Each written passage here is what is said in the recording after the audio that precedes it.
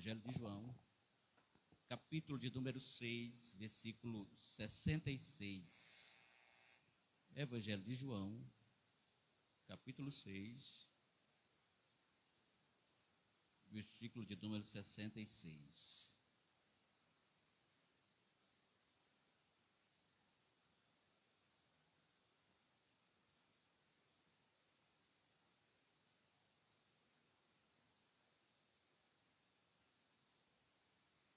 Diz assim a palavra do Senhor nosso Deus: desde então, muitos dos seus discípulos tornaram para trás e já não andavam com ele. Então disse Jesus aos 12: quereis vós também retirai-vos? Respondeu-lhes, pois, Simão Pedro: Senhor, para quem ou para onde iremos nós, se só tu tens palavras de vida eterna? E nós temos crido e conhecido que tu és o Cristo, Filho de Deus vivente. E respondeu-lhe Jesus: não foi vós que escolhi a vós os 12? Ou um dos vós é do diabo? E isso dizia ele de Judas Iscariote, filho de Simão, porque este havia de entregar, sendo um dos 12. Glória a Deus. Queridos irmãos e queridas irmãs, o texto que nós lemos nesta noite, na palavra do Senhor nosso Deus, no Evangelho de João, é um texto alusivo à chamada dos discípulos do Senhor Jesus. Para você ter a ideia da grandiosidade e da necessidade da cooperação para fazermos a obra do Senhor nosso Deus. Eu pergunto: Jesus era Deus ou não era? Vamos lá, igreja, coopera comigo, interage comigo. Jesus era Deus ou não era? Sim, era Deus. Como Deus, ele não tem todo o poder, sim ou não? Sim. Ele não poderia fazer tudo sozinho? Sim, poderia, como Deus Todo-Poderoso, poderia, mas não devia, tal como ele escolheu 12 apóstolos ou 12 discípulos para o ajudar. Ser discípulo de Jesus é uma tarefa sublime, é uma tarefa maravilhosa. Ser cooperador do reino dos céus. Para o cristão não há algo mais importante do que ser cooperador com o reino dos céus, do que ser um ajudante do reino dos céus, do que ser alguém que coopera, que ajuda, que trabalha, que faz. Para nós como cristão não há privilégio maior. As Sagradas Escrituras registram um texto que diz o seguinte, que a Bíblia relata que os anjos dos céus queriam estar aqui na terra para fazer a obra confiada aos discípulos. Mas, no entanto, Deus não os permitiu. Deus disse: não, lá na terra vou deixar os meus representantes, os meus discípulos, os meus embaixadores, e eles farão esta obra maravilhosa. Queridos irmãos e queridas irmãs, ser discípulo de Jesus é uma tarefa de toda a cristandade, é uma tarefa de todos nós que fomos escolhidos por Ele, porque diz a palavra: não foi vós que me escolheu, mas foi eu que escolhi a vós, agora vais e deis frutos, louvado seja Deus. Então, queridos irmãos, nós fomos escolhidos por Deus para fazermos esta obra sublime e esta obra maravilhosa. E como sendo escolhidos por Deus para fazermos, não podemos retroceder, nem muito menos voltar atrás, nem muito menos pegar a pá e voltar atrás, como no relato aqui. Com certeza não era só esses 12. Com certeza no relato aqui haviam muito mais seguidores, haviam muito mais discípulos, mas alguns não persistiram.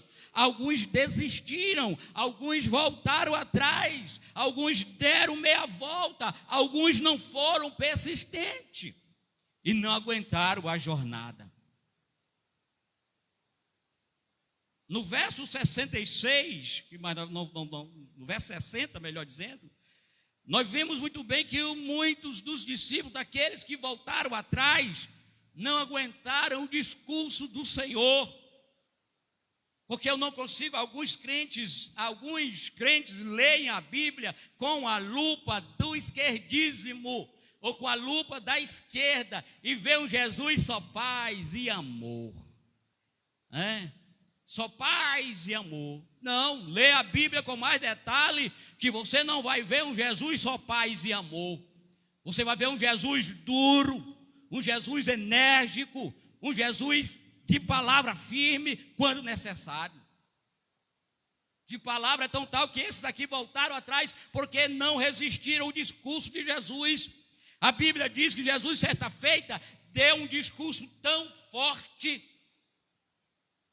que a maioria do povo não aguentou. E aí os discípulos aqui no texto perguntaram: para onde vocês? Não vão também? Não vão também? E a resposta que nós lemos está aqui: para onde iremos nós, Senhor, se só Tu tem palavra de salvação? Para onde iremos nós, Senhor, se só Tu és o Deus dos céus e da terra? Para onde iremos nós, Senhor, porque não conseguiremos fugir da Tua presença? Para onde iremos nós? Queridos irmãos, Jesus, muitas vezes, em seus discursos, Ele não agradou muita gente. Não agradou. Principalmente os murmuradores, os faladores, que tudo que Jesus fazia reclamavam, de tudo que Jesus fazia tinha alguma coisa para reclamar. Mas o verdadeiro discípulo de Jesus, eles não reclamam, eles não questionam, eles obedecem. Louvado seja o nome do Senhor nosso Deus. Característica número 1 do discípulo é obediência, é obedecer. Essa é a característica número 1. Ainda no versículo 66, como nós dizemos aqui para os irmãos, muitos abandonaram Jesus, muitos não permaneceram, porque não aguentaram. Porque talvez naquela época não tinha a ideia ainda do vitimismo, como tem hoje, mas naquela época já existia esse tipo de gente, esse tipo de discípulos, que é os dois tipos de discípulos, os que abandonam e os que seguem a Cristo. E esse desafio de servir a Cristo que nos é apresentado, querida igreja e amados irmãos, ele está presente em todos os momentos da nossa vida. Ele está presente em todas as nossas áreas da nossa vida. Uma coisa que eu acho interessante de alguns irmãos, de alguns discípulos de Jesus, é que eles abandonam a igreja muitas vezes por alguma coisa que eles não gostaram na igreja, por alguma coisa que eles viram na igreja de errado, e aí abandonam a igreja. É os famosos desigrejados que por aí afora tem. Mas, no entanto, essas mesmas pessoas não vivem em isolamento, eles vivem em sociedade, eles se relacionam com outras pessoas. E eu tenho certeza que lá no trabalho, que lá na família, também tem gente que desagrada a eles, também tem gente que diz coisas que eles não gostam. E por que ele não abandona o emprego? E por que ele não abandona a família? Porque só abandona a igreja. Porque só abandona a igreja. Amados, querida igreja do Senhor nosso Deus, nesta noite reunida aqui, servir a Deus, ser discípulo de Jesus, é um exercício de corpo, de alma e de espírito. Ser discípulo de Jesus só de corpo não vai funcionar. Ser discípulo de Jesus só para receber as benécias dele não vai funcionar.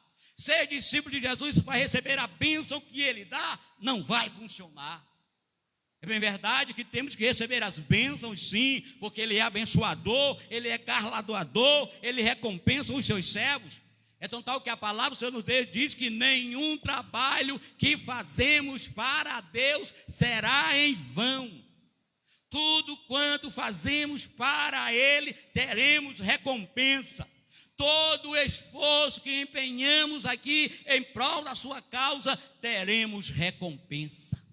Muitas vezes recompensa aqui mesmo na terra, se não recebemos aqui na terra, mas quando chegar no céu de glória, receberemos. Quando chegar diante do Pai, receberemos. Louvado seja o Senhor, porque Ele é um Deus de justiça, Ele é um Deus justo e fará justiça ao seu povo, à sua igreja, fará justiça aos seus discípulos. Deus fará justiça. É total, queridos irmãos, que eu nem me preocupo com esse tipo de coisa, com esse tipo de recompensa aqui na terra. Tem um irmão que até hoje ele já se acalmou, mas antigamente ele vinha bravo em cima de mim. Ele vinha bravo em cima de mim no tempo central, quando tinha reunião administrativa. Quando era feita a eleição da superintendência da EBD. E que ele ficava bravo porque eu disse que meu nome não era citado, eu não era chamado para ser eleito junto com a comissão da EBD. Eu digo, irmão, não é de mãe, é você que tem que ser eleito, é você que, digo, irmão, isso é coisa do inimigo, sabia? O inimigo, ele não perde tempo, sabe? Isso é coisa, aí não, era para mim me achar, Sérgio, realmente, eu sou mesmo grande, rapaz, eu sou, a EBD, se não for comigo, é eu que levo a EBD na costa, que tem que ser eleito, é eu mesmo. Tá? 7 tempos depois eu fui analisar e ver que isso era coisa do inimigo, me inflamando, querendo inflamar o meu ego. Eu digo, não, irmão, as superintendentes geral são as irmãs, elas que são eleitas, eu sou secretário, já sou um cargo de confiança, escolhido por elas, não pela eleição geral, aqui do tempo central, mas ele ficava zangado comigo. Mas depois eu percebi que não era essa zanga, era coisa do inimigo, que era para me dizer, rapaz, é verdade, eu sou o bam mesmo, eu sou o cara, que tem que ser eleito é o meu nome que tem que sair aí. Aí me lembrei agora do pastor Mandel, que ele sempre conta uma história do coroatá dele, que eita, Mandel, vou ter que contar a história desse coroatá dele, né? Ele sempre contava a história que tinha bem aqui. Bora, irmão Léo, lembra você que é da política, que morreu, o Gramichó, como era lá, o Senadinho. Não, o Senadinho, Gramichó, o Senadinho ele no cruzamento da 28, ali que se reunia ali, um monte de gente e tal, ficava ali falando de política, tal. Aí diz que no Coroatá tinha uma casa desse irmão, que se reuniam na casa desse irmão, um grupo lá para conversar. E nessas conversas não deixa de a tesoura, né? Aí isso diz que o cara chegou para o irmão e disse, de quem eles falavam lá, disse, rapaz, fulano de tal é meu amigo. Eu disse, é seu amigo, é por quê? Porque ele veio me dizer. Aí ele disse, que fulano de tal, Cleotano Ciclano, se reúne na casa dele para falar mal de mim. Ele vem aqui me dizer, meu amigo, rapaz. Aí disse, poxa, eu mandei para ele, senhor, esse cara não é seu amigo, não. Esse cara quer ver a sua caveira, quer ver o seu inferno. Porque se ele fosse seu amigo mesmo, número 1, se ele fosse seu amigo, ele não aceitava ninguém falar mal de você na casa dele. Como é que eu tenho um amigo, diz que é meu amigo, se reúne umas pessoas na casa dele para falar mal de mim, ele aceita lá, acoita, e é meu amigo? É nada, é meu inimigo, quer ver a minha caveira, e vem me dizer, sabe para quê? Ainda bem que meu facão é crente, né? Ainda bem que meu facão é crente. E vem me dizer que é para me pegar o facão e ir lá brigar com o irmão e causar o escândalo, fazer a confusão. Então, queridos irmãos e queridas irmãs, ser discípulo de Jesus é isto, é aceitar esse desafio que nós enfrentamos todo santo dia. Eu já disse aqui, não sei na Oásis, vou dizer agora, tinha um irmão que eu só ouvia dizer, irmão, para onde a pai está falando mal de ti.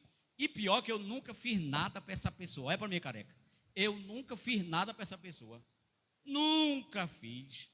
Se não fizer o bem que o mal, não. Aí eu só sabia dizendo. Só sabia dizer, pai, ele está falando mal de ti. Acho que com o pastor Raposo, eu acho que a minha ficha lá com ele, que ele era assim, o pastor Raposo, a minha ficha com o pastor Raposo está tamanho dessa oásis aqui.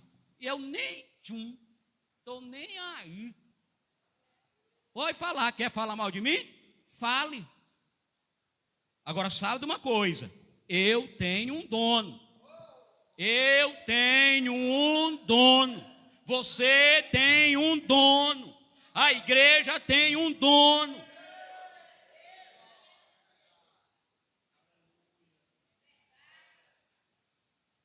Porque, irmão, eu nem me preocupo, sabe?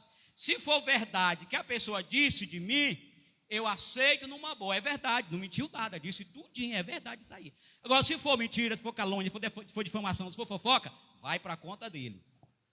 E aí, queridos irmãos, moral da história, resumindo aqui, isto só aguenta, Sérgio, quem é discípulo. Quem não é discípulo, volta para trás. Quem não é discípulo, dá meia volta e vai embora. E aí um dia eu cheguei em casa, estava almoçando, quando ele chegou ofegante na bicicletinha dele.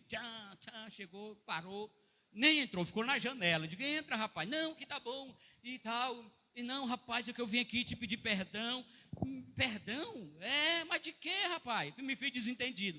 De quê, meu? Eu não te fiz nada. Não, rapaz, me perdoa aí e tal. Saiu de Bacabal foragido, corrido da polícia, porque senão da hoje estava no Chilindró, estava preso. Porque matar hoje não dá cadeia, não. Agora, pedofilia dá cadeia.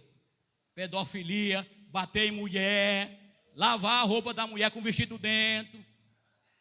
Hein? Como é que é? Pois é, bateu o vestido com ela dentro. Bateu o vestido com ela dentro do vestido. Hein? Então eu disse errado. Correto é bater ela com o vestido dentro. Entendeu? Isso aí dá cadeia. Então ele vazou, foi embora às pressas. E eu não precisei fazer nada, irmã Terezinha. Só aguenta quem é discípulo. Só aguenta quem é discípulo. Quem não é discípulo não aguenta. Por que esses aqui voltaram para trás? Porque não aguentaram. Porque, irmão, ser crente em Jesus não é fácil. Nós somos chamados para viver uma vida de desafio. Paulo vai dizer que nós somos entregues todo dia à morte. Você está entendendo, irmã Madalena? Todo dia nós somos entregues à morte. Todo santo dia. Mas nós temos um Deus, irmã Marlene, lá do céu, que olha para nós, que olha dos altos céus. Ei, não toque na minha Marlene, eu guardo, eu protejo, eu a livro, ela é a minha serva. Eu toco nela, eu guardo ela. Porque, irmãos, se não fôssemos discípulos, doutor Sebastião, de Jesus, e se não tivéssemos guardado nele, nós já teríamos sido devorados. Rapaz, eu acho interessante alguns cristãos que querem ser amiguinho do mundo. Querem ser amiguinho. Não dá, irmão, para ser amigo do mundo. Não dá para ser amigo do mundo, irmã Janaína. Sabe por quê? Porque o mundo jaz no maligno. Então não dá para ser discípulo de Jesus e ser amigo do mundo. Não tem como, não tem lógica. Alguma coisa está errada. Dizia o pastor Boaventura, não vi ele dizer, mas eu vejo alguém replicar o que diz que ele dizia. Quando você olhar a vida de um cristão e viver e dizer, irmão, mas a tua vida é, irmão? Ei, minha vida está só bênção. A minha vida é só glória a Deus. Eu estou só na bênção, é só bênção. Não tem o hino da Damares? O hino da Damares aí, é só na bênção, é isso? É ela que canta, é ela que faz essas apologias aí, a esse tipo de coisa. Estou na bênção, só na bênção. E ele disse, olhe para lá, olhe para a vida desse cristão, porque alguma coisa está errada. Alguma coisa não está se encaixando lá. Irmão Ribamar, você está fazendo a teologia do sofrimento? Não estou advogando a teologia do sofrimento, mas estou dizendo para você que a sua vida como cristão, que a minha vida como cristão, tem bênção do céu? Tem, mas também tem tribulação. No mundo tereis aflição, louvado seja o nome do Senhor. Aí alguns de nós queremos queimar essa parte, essa etapa. É só bênção, irmão.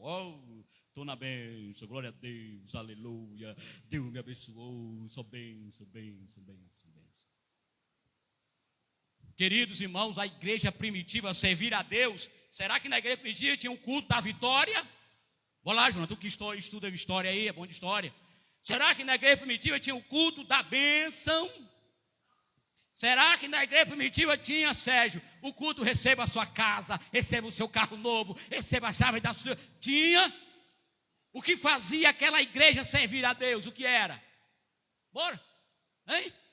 O sofrimento, não era, Sérgio? Perseguição. Era isso que fazia a igreja servir a Deus. Quanto mais perseguia a irmã Maria Antônia, mais a igreja crescia. Quanto mais perseguia, mais a igreja avançava. Quanto mais perseguia, mais almas se rendia aos pés de Jesus. Às vezes eu me pergunto, será que é preciso? Vai vir, viu, irmãozinho? Eu sei que tu defende a ideia da tribulação e tal. Vai vir ela, essa tribulação vai vir. Mas eu peço que ela venha agora, nesses dias agora. Sabe? Para despertar a igreja, para a igreja acordar dessa sonolência das bênçãos. Repito mais uma vez, irmão, não estou teologando aqui a teologia do fracasso. Não estou dizendo isso aqui. É claro que Deus é bom, irmã Janaína. Deus é bom, Alisson. Deus é bom, dona Brenda. E Ele nos abençoou com o trabalho, nos abençoou com o emprego, nos abençoou com a casa nova. Deus é bom. Mas o que Ele tem para nós é muito mais do que isso. O que Ele tem para a igreja é muito mais do que isso. O que Ele tem para a igreja é muito mais do que as bênçãos temporal. O que Ele tem para a igreja é as bênçãos atemporal. Louvado seja o nome do Senhor nosso Deus. É isso que Ele tem para a igreja. E a igreja precisa acordar. Eu não vejo as orações, eu não vejo ninguém pedindo: Senhor, me abençoa com o dom de cura, Senhor, me abençoa com o dom de profecia, Senhor, me abençoa com o dom de discernimento. Não vejo a igreja pedindo essas bênçãos para Deus. Vamos fazer uma campanha para o Sérgio. O Sérgio está no emprego ruim, ele ganha só 5 salários, ele quer ganhar 10. Vamos fazer uma campanha para o Sérgio ter um emprego para ganhar 10 salários. Hein? Vamos fazer uma campanha para o Wilton está doente, quer ser curado. Vamos fazer a campanha para Deus curar o Wilton. Deus está feura, rapaz. Será que não tem nenhuma outra? Vou botar essa aí em tua da feura. Eu também sofro dela. Entendeu? É essa a primazia da igreja. Vamos fazer a campanha para Deus salvar a gente aqui. Vamos fazer a campanha para Deus dar os dons de cura aqui. Para quando eu orar, Jesus curar. Para quando eu orar, o demônio sair. Ninguém quer pedir mais isso para Deus. Eu já disse aqui na terça-feira, aqui, da penúltima igreja que eu trabalhei, o ciclo de oração era um fiasco. Só eram as 3 dirigentes que iam, as outras não iam. As outras irmãs não iam. E eu fui investigar isso e descobri o porquê que ele não ia. E aí descobri o porquê que aí não ia. É porque quando tinha um problema na igreja, aí, irmã, vamos fazer uma campanha lá na sua casa. Vamos fazer 30 dias de oração lá. Ficar lá só lá orando até 1h da manhã, até irmão, orando até 1h da manhã. Aí eu digo, meu Deus, mas isso aí está errado. Então, para que esse prédio aqui? Para que essa construção aqui? Eu disse para as irmãs, por quê? Para quê? Se Deus decidiu construir, então faça a campanha aqui. Venha orar aqui. Esse local é a casa de Deus, é a casa de oração. Teve um caso lá que até o marido largou a mulher, foi-se embora, ele não aguentou. Isso é bênção, irmão? Como é que a pessoa vai ficar na minha casa orando, empatando o seu trabalho, tem que trabalhar outro dia, ficar até 1h da manhã orando? Não tem a igreja, não é para isso? Não é para orar na igreja?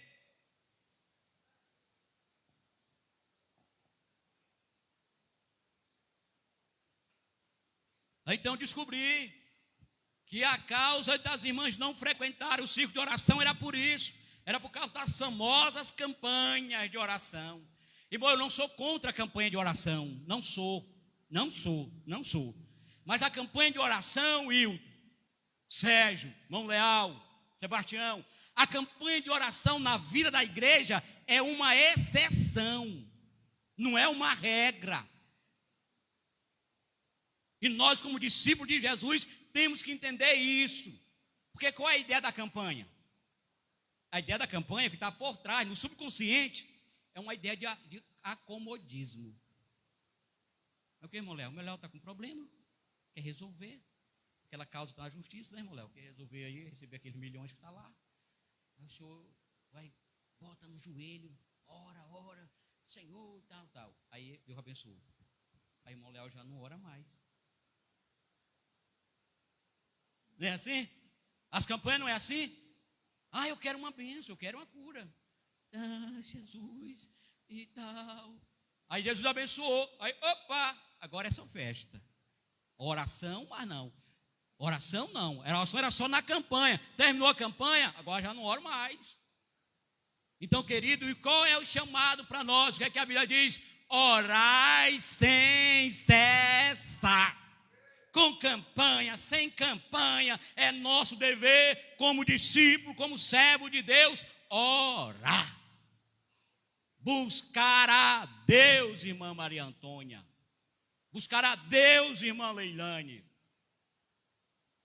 A campanha deve acontecer, deve, mas uma eventualidade. Porque isso tem tirado o desejo de oração dos discípulos de Jesus aqui presente. Outra coisa que a igreja implantou e que dificultou muito a vida dos cristãos, dos discípulos de Jesus, é esses eventos. Uma certa feita, uma irmã conversando comigo, a irmã Rosângela conversando comigo, e eu fui tendencioso a concordar com ela, é verdade. Esses eventos tirou do crente o prazer de ofertar, tirou do crente o prazer de contribuir, tirou da igreja. Irmão, compra aqui, Jonas, cartãozinho, compra aqui. Aí o Jonas vai e compra o cartão. Aí vai para lá, chega lá, ele não deu oferta, não. Ele comprou o cartão. Não foi oferta, não. Você comprou um bem. E onde está o galardão da oferta? Hoje, para um crente dar uma oferta, isso aí foi criado para que o crente pudesse dar oferta.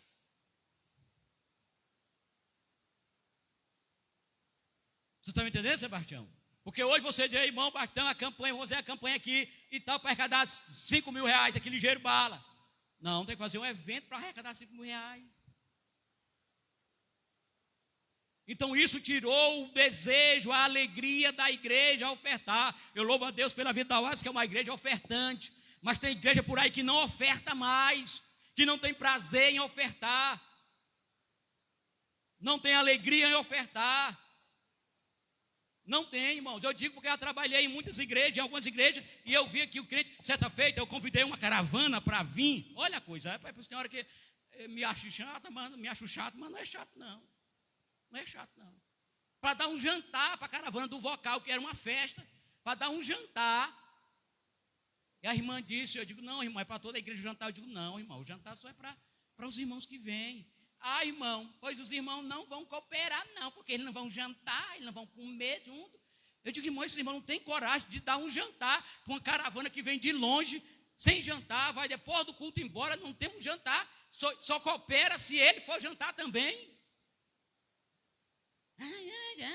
Está errado. Peço, eu vou pedir para a igreja, vou dizer, irmão, vai jantar, você vai dar um jantar para o irmão que vai vir cooperar, para você ver o tamanho da coisa, como está hoje, para a questão do ofertar, do dar, do ser generoso. E só faz isso, querida igreja, só tem este amor quem é discípulo de Jesus. Quem é discípulo, ele oferta, ele não quer saber se de cartão, se dá, não, vai lá, coma isso aí, joga no mato, dê para quem você quiser, estou dando a minha oferta, está aí, leve lá, abençoe quem está precisando.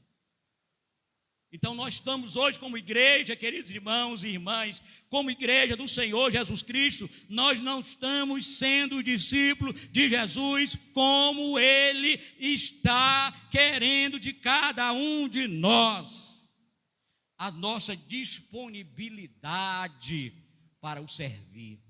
Eu louvo a Deus nessa noite, porque aqui está reunido o grupo de discípulos do Senhor, que tem o prazer de cooperar, tem o prazer de ofertar, e tem o prazer de fazer aquilo que está proposto. Hoje o maior cavalo de batalha, hoje, quem é discípulo de Jesus, não olha para isso. É a questão dos dízimos e das ofertas.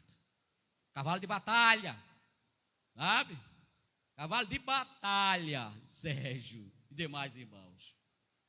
Porque hoje tem dois grupos na igreja de discípulos. Os discípulos que dizem que o dízimo era da velha aliança que acabou. Tudo bem, acabou, da velha aliança. Vamos deixar a velha aliança para lá, acabou, não é? Vamos para o Novo Testamento. Ah, mas no Novo Testamento não tem o dízimo. Quem foi que disse que não tem no Novo?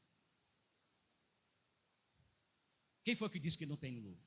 Está lá implícito, não está propriamente dito, escrito, mas está implícito. O que Jesus fez? Elogiou quem? São fiéis, dão dízimo do coentro e da cebola, dão dízimo da batata, do milho. Aí Paulo vem mais na frente e diz: cada um dê conforme Deus colocou no seu coração. Eu vejo a questão dos 10% uma questão de justiça. Porque no Novo Testamento a de Paulo é mais abrangente ainda. Cada um oferte conforme Deus colocou no seu coração. Você está entendendo, irmã Antoninha? Então no Novo Testamento a coisa está mais abrangente. Já está mais abrangente que no Velho. Aí é por isso que eu acho que os 10% é uma regrinha. Tanto o pobre como o rico, ninguém vai ter a escapitula. Ninguém. Você ganha só R$1, irmão? Pois só dê 10 centavos. Você ganha R$1.000? Pois só dê 100. Você ganha 20 mil? Você dê 2.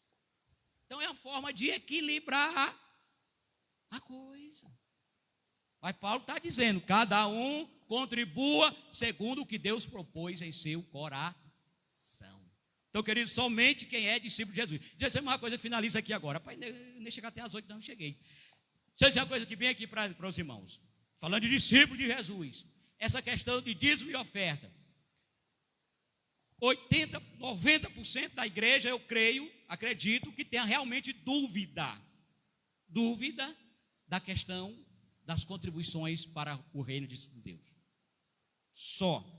Os outros 10% está na teologia social. Não vou dizimar para dar dinheiro para o pastor. Não vou dizimar para dar dinheiro para o pastor. Não vou dizimar para dar dinheiro para o dirigente. Porque bem que eu não recebo ainda, né, irmão Léo? Vamos baixar um projeto para o dirigente ganhar um salário também, que ele não ganha ainda. Entendeu? Não vou dizimar para dar o dinheiro.